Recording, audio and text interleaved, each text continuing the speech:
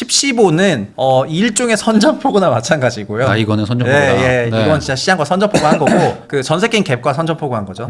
사실 이게 눌러놓는다고 해서 수요가 없어지는 건 아니고 그냥 잠깐 대기하는 걸 텐데 네. 이 상황에서 뭔가 유의미하게 나와주지 않으면 뭐 결국에 아무것도 없구나 하면 오히려 더 맞아요, 거기 뚫고 맞아요. 넘어가잖아요. 지금 냉정히 보면은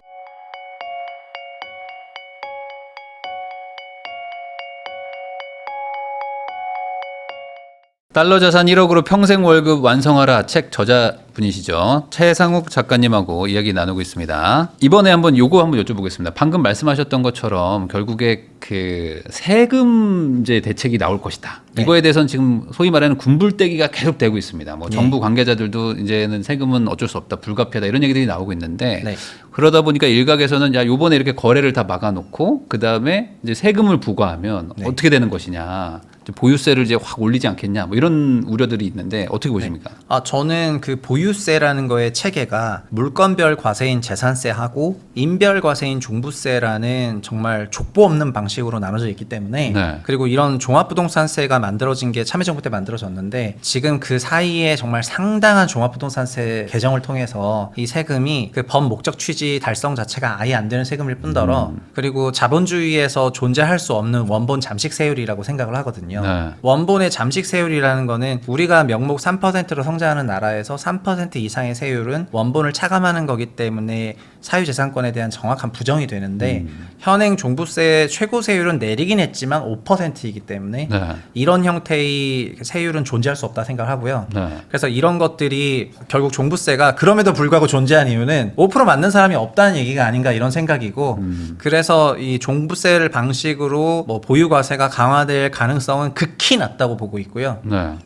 재산세만으로 그렇다고 부유세는 안 되기 때문에 그래서 저는 지금 돌아가는 분위기를 보면은 새로운 체제가 만들어질 걸로 보고 있습니다. 아, 종부세는 그대로 두고 추가로 보유세가 더 나온다는 얘기인가요? 뭐 그렇거나 뭐 아니면은 이거를 대체하는 방식으로 나오거나 어쨌든 현행 종부세는 작동을 안 하는 방식이라고 생각을 하고 그 부분에 대해서는 세제 논의하는 사람들도 다 이해하고 있을 거라고 생각을 합니다. 이게 문재인 정부 때 나왔던 가장 불공정했던 부분인데 주택임대사업자 등록한 100채 주택자는 종부세 빵원이고 네.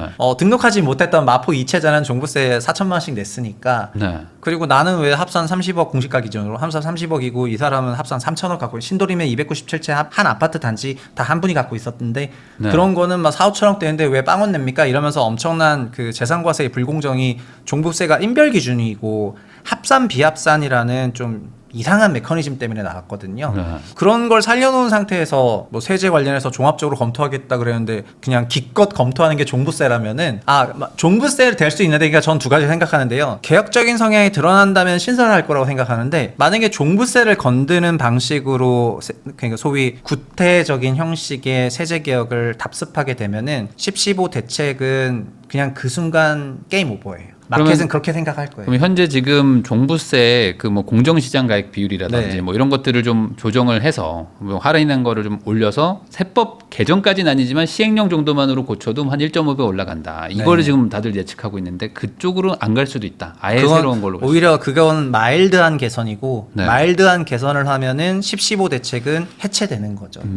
예, 그러면 어떻게 해체되냐면 26년 12월 31일 될 때까지 그냥 다 돈 열심히 주식하면서 모았다가 네. 27년 1월 1일 날 그냥 다 지르는 겁니다. 그러면 토어제를 또 뭐 연장할 수도 있고 뭐 알 수 없잖아요, 그게. 네, 맞습니다. 근데 맞는데 그 정도 되면은 그 실패와 부담에 대한 그런 사회적인 분위기가 어마어마할 거라고 생각해요. 사실 지금 이번 대책은 정말 실패하면 안 되는 수준에 너무 강력하게 해가지고 사실. 네. 예, 그래서 지금 그 대상자도 너무 많고 광범위한데 그러면 방금 말씀하신 것처럼 이제 종부세를 만약에 없애고 새로운 네. 게 만약에 나온다면 네. 종부세랑은 다른 형식의 보유세 일 거 아닙니까? 예. 이래저- 이것도 많은 논의가 있었는데 네. 저는 기본적으로 물건별이냐 인별이냐로 보면은 네. 물건별 과세가 베이스가 되는 것이 맞아 보이고요.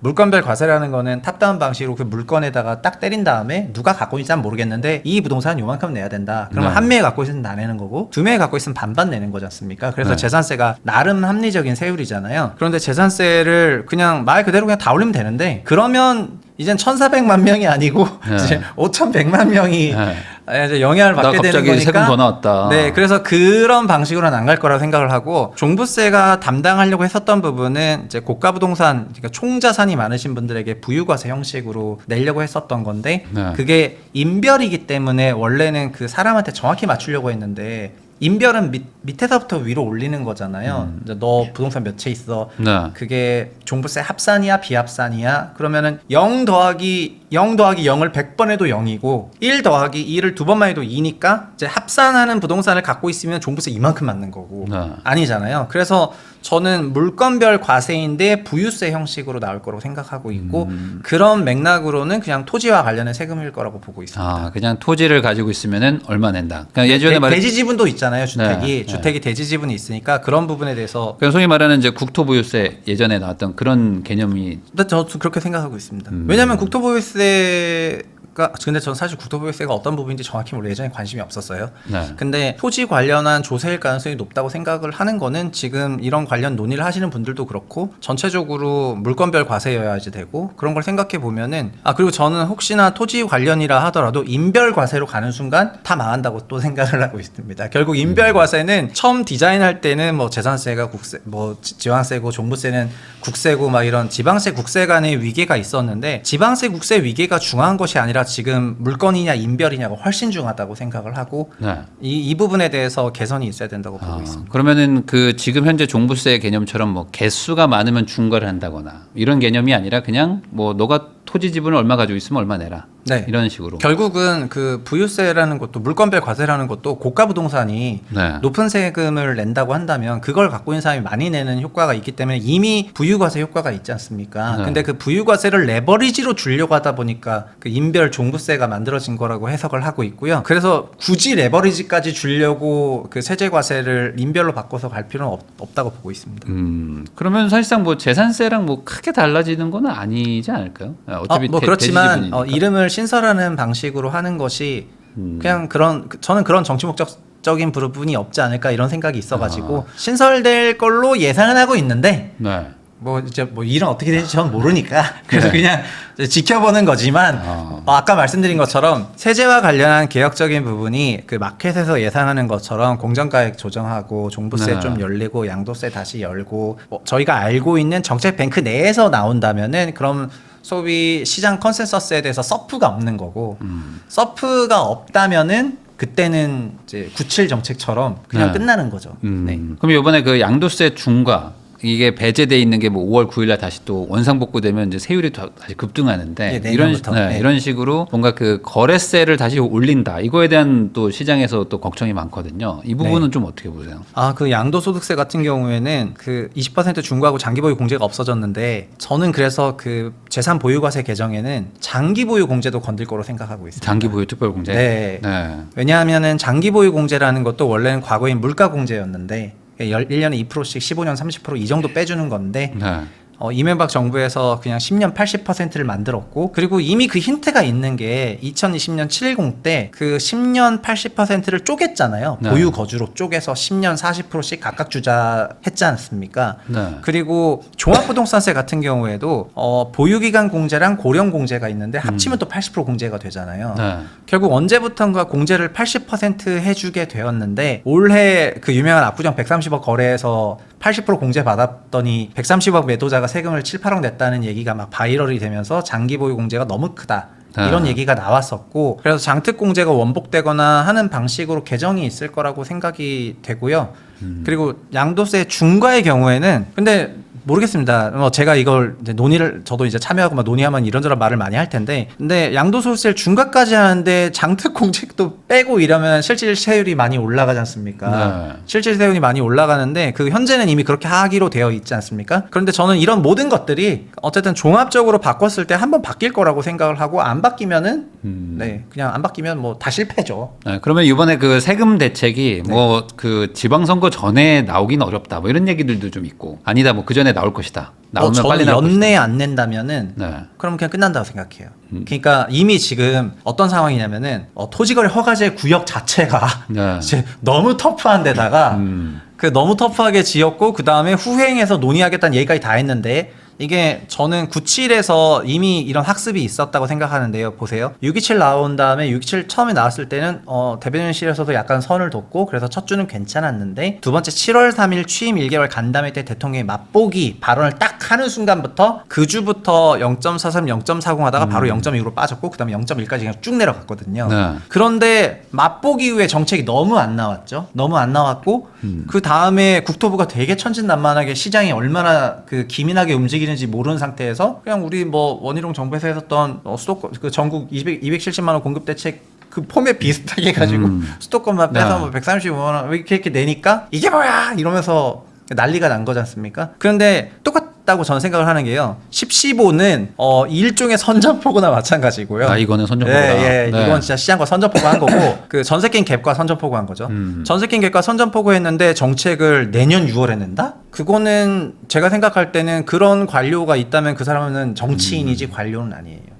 네, 정치인은 그래서 내년 6월에 내려고 할 수 있을 것 같고요. 그런데 그냥 관료들은 그냥 미리 말을 해. 어차피 그런 정치적인 부담은 정치인들이 지는 거잖아요. 민주당이 됐던 그 지자체 후보가 됐던 그런 사람들이 지는 거고 관료들이 스스로 정치화가 돼가지고 이게 정치적인 부담이 있으니까 나중에 내야 되겠다라고 한다면은 그게 문재인 정부 때 김수현 사회석이 썼던 부동산과 정치라는 책에서 결국 부동산의 모든 정책이 너무 정치적인 영향이 있다 보니까 우리가 쓸 수 없어서 그때 DSR도 좀 못했고 전세 대출 규제도 좀 못했고 막 이런 것들이 있어가지고 알면서도 못했다고 하는 결국은 나중에 그런 거밖에 안 되는 거거든요. 네. 그래서 저는 세법 개정안 관련 내용이 그냥 좀 일찍 나오면 일찍 나올수록 10.15 대책이 살아남는데 늦게 나오면 늦게 나올수록 그의 제곱에 비례해서 이 현 정부를 향한 비토 정서가 폭발적으로 늘어날 거라고 생각하고 있습니다. 사실 이게 눌러놓는다고 해서 수요가 없어지는 건 아니고 그냥 잠깐 대기하는 걸 텐데 네. 이 상황에서 뭔가 유의미하게 나와주지 않으면 뭐 결국에 아무것도 없구나 하면 오히려 더 거기 뚫고 넘어가잖아요. 지금 냉정히 보면은 거래가 불편한 거지 보유 부담은 달라진 게 없기 때문에 네. 현 보유자가 매도할 이유도 없고 그러니까 살 수 없다는 거지. 전세 끼고 사기 어려워졌다는 거고 대출 받고 사기 어려워졌다는 거지. 네. 갖고 있는 사람이 파는 건 아니기 때문에 가격상에서 0 이하로 갈 수가 없거든요. 네. 근데 일본식 폭락을 걱정해야 된다. 한국 부동산이 너무 과열됐다라는 이런 인식에는 자산 가격의 조정을 어느 정도 염두에 두고 있는 건데 현행세법은 그런 게 전혀 없어요. 네. 그렇기 때문에 세법적으로 그런 부분을 커버해야지 10.15가 구축이 되는 거지. 그걸 구축하지 않은 상태로 그냥 뭐 묶어두고 일단 뭐 선거 좀 치르고 그다음에 그때 심판 받는 거에 따라서 예. 그다음에 열어야 되면 열고 말면 말자 하면은 네. 그럼 저는 그때는 완전 그냥 10.15가 완전 실패라고 선언을 하고 부동산은 이제 이미 막기 어렵지만 네. 이제 이 정부가 무슨 정책을 하더라도 영원히 믿지 않는 그러니까 마치 문재인 정부 21년과 같은 네. 그런 시장 분위기가 펼쳐질 걸로 보고 있습니다. 이번 다음 대책 그리고 뭐 이제 세금 관련된 대책이 중요하다 이 네. 얘기를 해주셨고요. 그 이번에 전세자금 대출 DSR 그 는 게 결국에 이제 무주택자들도 전세 대출을 좀 규제하는 게 아니겠느냐. 그거에 약간 사전 포석이지 않나. 뭐 이런 네. 얘기들도 있거든요. 실제 보도자료에 금융 네. 보도자료에 거기 그런 있더라고요. 방식으로 나와 있고요. 고심하고 있다. 뭐 이런 식으로. 맞습니다. 네. 지금 가계대출 전체를 보면은 집단대출과 전세대출이 DSR 미적용 대상이고 네. 집단대출을 통해서 잔금대출과 중도금대출을 받기 때문에 시중에 유동성이 공급이 되고 있거든요. 근데 집단대출이 산업이랑 연결이 되다 보니까 분양이라든가 준공 같은 건설산업과 연결되다 보니까 어쨌든 산업과 유관 있는 대출이어서 집단대출에 대한 규제는 할 수가 없지만 전세의 경우에는 그냥 자산시장이랑만 연결이 돼 있는 거니까 네. 자산시장으로 가는 거를 하지 않겠다고 하는 게 지금 새 정부의 생산적 금융이라는 컨셉이잖아요. 그래서 집단대출은 납두지만 전세대출에 대해서는 DSR 규제를 종합적으로 적용할 것 같은데 무주택 가구 전체를 대상으로 한 번에 그냥 하기보다는 이거는 그냥 한 발자국씩 가는 형식으로 정책을 편 것이 아닌가 이렇게 받아들이고 있습니다. 앞으로 그래서 늘어날 개연성이 높은 부분이죠. 네. 그러면은 이제 이게 엮이면 지금 뭐 서울 전역이 다 토호제가 걸렸기 때문에 이제부터는 거래량도 급감하지만 만약에 거래가 된다면 뭐 전월세 있는 물건이 하나가 팔리면서 실거주자가 들어가는 그런 네. 구조가 이제 일어날 거잖아요. 대부분의 거래는 실거주자들이 다 들어가는 걸 테니까. 근데 저는 이제 과거에 여러 차례 얘기했지만 이제 쿠바 같은 그런 네. 밀어내기로 나 실거주로 들어갈 건데 너도 실거주로 그러니까 저기, 다 한 칸씩 들어가실래요? 한 칸씩 너도 가는 이렇게 거잖아요. 밀어내기식으로 네. 네. 이렇게 되면은 이제 전월세 쪽이 막 되게 수량도 많이 줄어들 것 같고 뭐 가격에 영향도 많이 줄 것 같은데. 저는 그래서 월세는 오르고 있는 것이 월세 수요가 올랐기 때문이고 네. 올해 전세는 상대적으로 안정적인 부분은 아파트의 전세 선호가 좀 내려갔기 때문이라 보고 있거든요. 네. 과거와 같은 이런 이제 임차가 메마르는 그런 상황에서는 전세가가 폭등을 해야 되는데 이번에 전세가가 그런 방식까지 나오지 않았던 거는 그냥 전세에 대한 완만한 비선호가 존재하기 때문이라고 보여지고요. 그래서 그냥 이번 전세 디아스를 통해 가지고 그냥 월세는 좀 더 빠르게 오르고 전세는 정말 비선호 되겠다 이런 생각을 많이 해요. 왜냐하면 수요자 자체가 전세를 하는 거에 대한 상당한 DSR 대출 부담을 받아가지고 해야지 되니까 이제 과거와 다르게 좀 전세는 확실한 비선호가 있지 않을까 이런 생각이고요. 그리고 그 월세는 상대적으로 월세 선호가 올라가는 거니까 월세는 좀 빨리 올라가겠죠. 네. 그리고 이제 매수자들 입장에서도 이제 갭 투자를 계속 뭔가 이렇게 막는 구조로 가게 되면 네, 저는 그것이 현 임대차 만기가 되는 분들이 계시는데 네.